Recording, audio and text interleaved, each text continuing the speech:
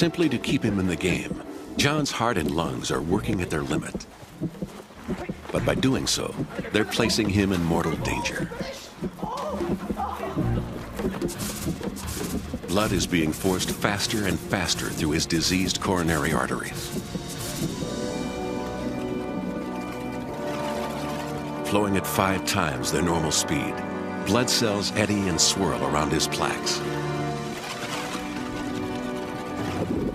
Bombarded by red blood cells, one fragile plaque is under unbearable strain.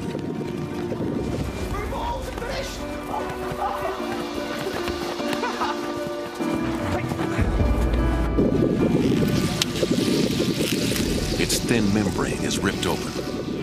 Within moments, blood cells start to clot around the rupture.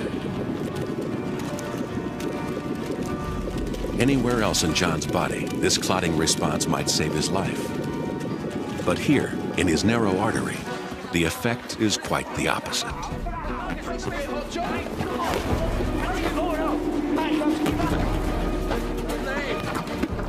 The clot in John's artery traps more and more passing blood cells. It grows bigger, and the flow of blood to John's heart slows down. Downstream, the heart muscle cells are in peril. Their oxygen supply is dwindling just when they need it most.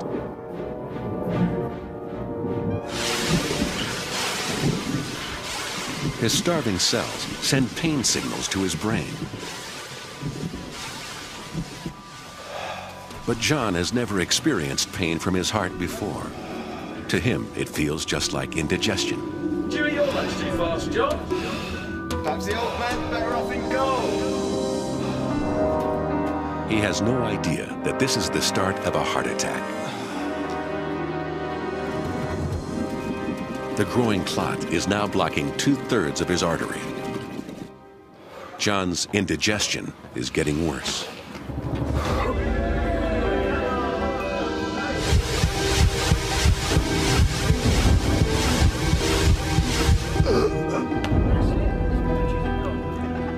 He feels a vice-like pain in his left arm. His brain is confused, overloaded with the escalating pain signals coming from his heart.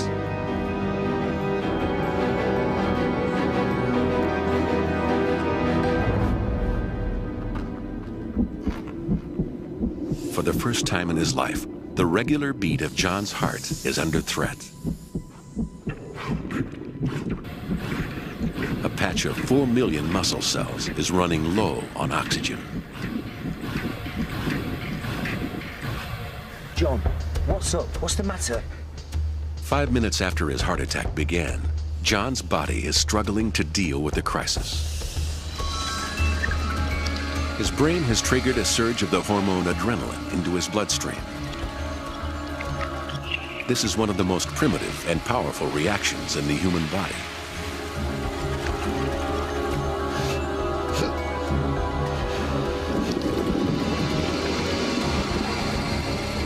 Adrenaline arrives in his heart and soaks into its inner walls. The pacemaker begins to accelerate. John's heart is racing at 140 beats per minute, even faster than when he was running around. But now all its efforts are focused on its own starving muscle.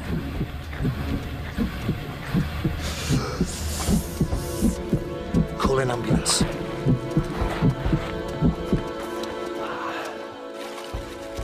But adrenaline can do nothing about the growing clot, which fills 90% of his artery.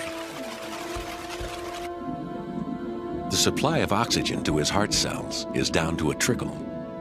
They are forced to shut down the function which absorbs most of their energy. They stop beating,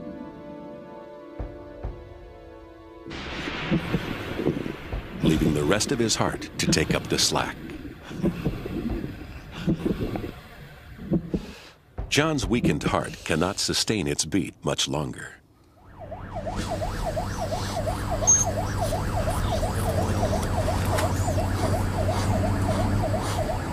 We're just playing a game of football.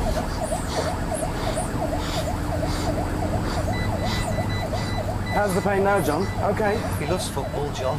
It's now 15 minutes since his heart attack began. And the flow of blood through John's artery is almost totally blocked. The heart muscle cells no longer have the energy to hold themselves in one piece. Their thin membranes are starting to leak.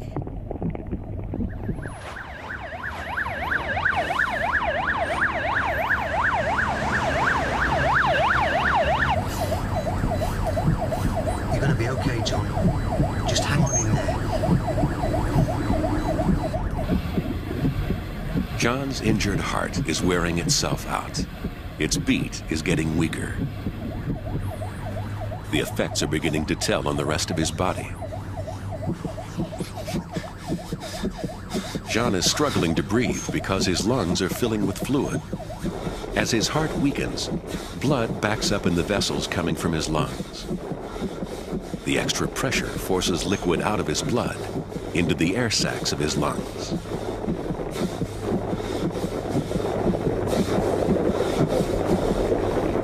If the process doesn't stop, he could drown in his own body fluid. You must keep this on. Nice, steady breaths now.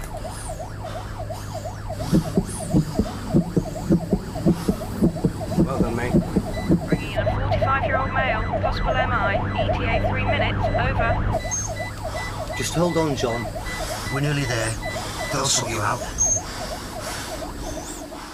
The lack of oxygen in John's body is beginning to affect his brain.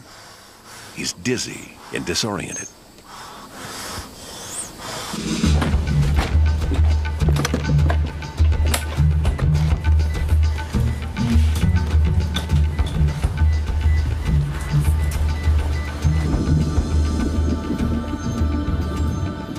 Time is running out for John.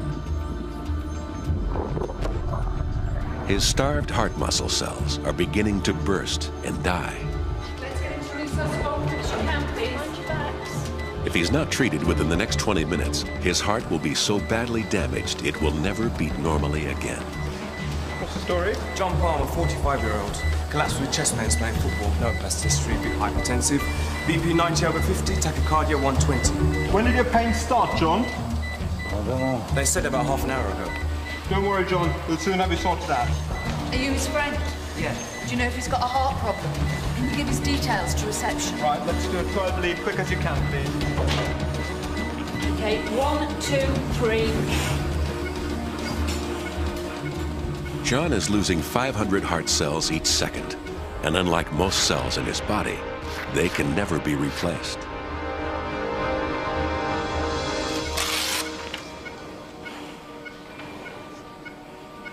He's had a big anterior MI. We have to thrombolyze him. No contraindications, so let's give him some TPA. By measuring the pattern of electricity in John's heart, the ECG locates the dying patch of muscle. Now his only hope is that his blocked artery can be cleared by a clot-busting drug, tissue plasminogen activator, or TPA.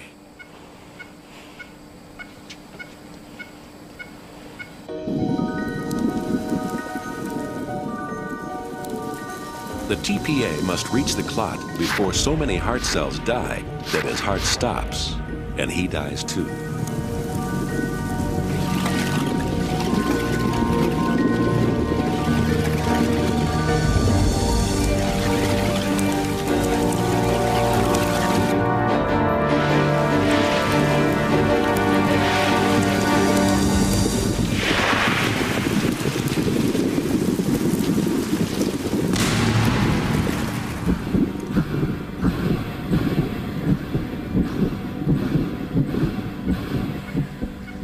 John's heart muscle has been reconnected just in time. Susie, hi, customer for you.